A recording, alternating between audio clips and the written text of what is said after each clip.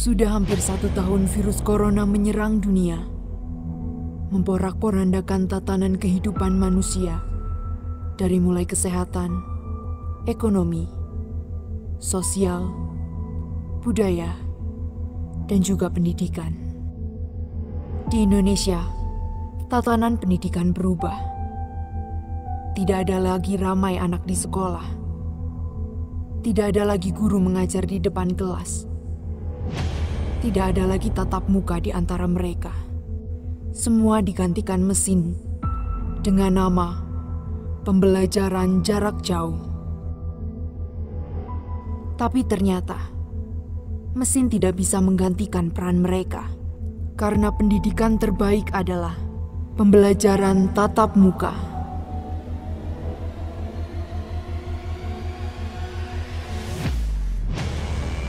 Untuk itu, SMA Negeri 1 Brebes mempersiapkan diri untuk pembelajaran tatap muka di masa pandemi COVID-19. Pada tahap persiapan, yang dilakukan pertama kali adalah pemetaan peserta didik yang meliputi kesehatan, tempat tinggal, transportasi, dan kontak fisik. Demikian juga dengan pendidik dan tenaga kependidikan yang meliputi kesehatan, transportasi, dan kontak fisik. Tak lupa juga memperbanyak sarana komunikasi, informasi, dan edukasi berupa aplikasi ataupun poster pencegahan penularan COVID-19. Lalu, bersama komite sekolah melakukan sosialisasi kepada orang tua peserta didik guna mendapatkan persetujuan, dan selanjutnya sosialisasi kepada peserta didik.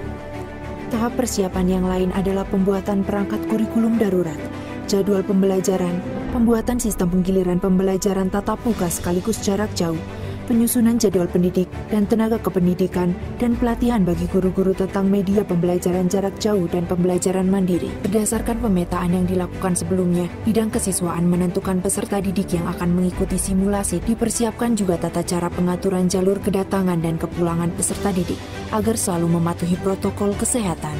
Penyediaan sarana dan prasarana pendukung yang memadai seperti tempat cuci tangan dengan sabun, termogan dalam jumlah yang mencukupi, masker cadangan, sarung tangan, face shield, dan cairan disinfektan, serta penyediaan ruang berupa ruang UKS beserta kelengkapannya, ruang isolasi putra dan ruang isolasi putri, dan ruang kelas sejumlah 9 unit dengan 12 tempat duduk. Sarana penunjang lainnya yang perlu dipersiapkan adalah tempat ibadah yang tetap mengedepankan protokol kesehatan, area parkir dengan jarak 1,5 meter antar kendaraan, dan ruang tunggu bagi penjemput peserta didik.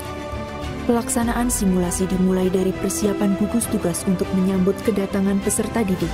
Saat peserta didik datang, maka yang dilakukan pertama kali adalah mengarahkan jalur kedatangan oleh petugas.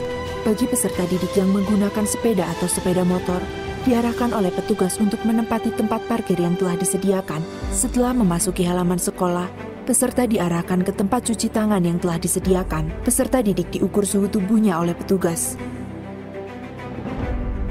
Jika didapati peserta didik yang suhunya lebih dari 37,3 derajat Celcius, maka petugas mengarahkan ke ruang isolasi. Tim gugus tugas sekolah selanjutnya berkoordinasi dengan Puskesmas Brebes untuk penanganan peserta didik yang bersangkutan.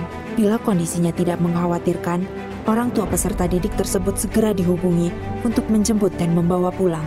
Setiap peserta didik diwajibkan mengenakan masker ketika memasuki lingkungan sekolah.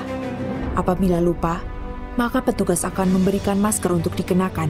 Peserta didik diarahkan ke jalur kedatangan dengan tetap menjaga jarak sesuai protokol kesehatan. Peserta didik langsung menuju ruang kelas, dan guru yang mengajar jam pertama sudah berada di dalam kelas. Hal ini untuk menghindari kerumunan di antara peserta didik. Ruang kelas berisi 12 peserta didik per rombel. Pembelajaran berlangsung selama 3 jam, atau masing-masing 30 menit setiap mata pelajaran, tanpa istirahat. Bagi peserta didik yang tidak mendapatkan giliran pembelajaran tatap muka, bisa mengikutinya lewat Instagram atau YouTube secara langsung. Apabila selama proses KBM berlangsung peserta izin ke toilet, maka dia harus mencuci tangan terlebih dahulu sebelum masuk kembali ke kelas. Apabila lupa, peserta didik bisa mencuci tangan dengan hand sanitizer yang telah disediakan di luar kelas. Setelah proses KBM berlangsung, peserta didik dipersilahkan pulang secara bergiliran dengan tetap menjaga jarak. Petugas akan memandu peserta didik menuju jalur kepulangan. Jalur kepulangan diatur berbeda dengan jalur kedatangan. Sebelum meninggalkan lingkungan sekolah, peserta didik diwajibkan mencuci tangan terlebih dahulu.